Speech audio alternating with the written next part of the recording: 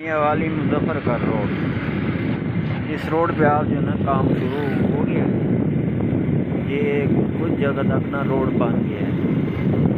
तकरीबन 1 साल से नहीं इस रोड पे काम शुरू हो गया। इस रोड से जा रहा हूँ, यहाँ से अब मैं खन्नी अड्डे की तरफ जा रहा हूँ।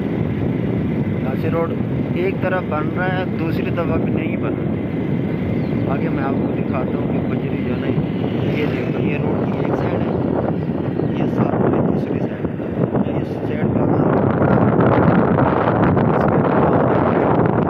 थोड़ा सा आगे जाके ना रोड फिर वहाँ से मुकम्मल रोड है, बजरी डाली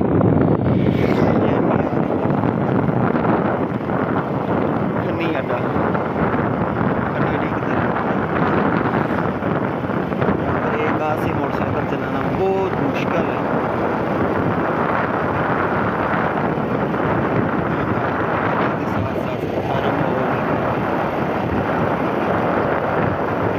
क्रॉसिंग करना बहुत मुश्किल है। एक साइड बना हुआ है,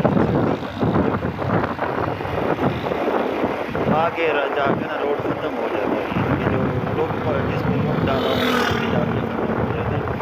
आगे फिर सारी की सारी ना बजरी है।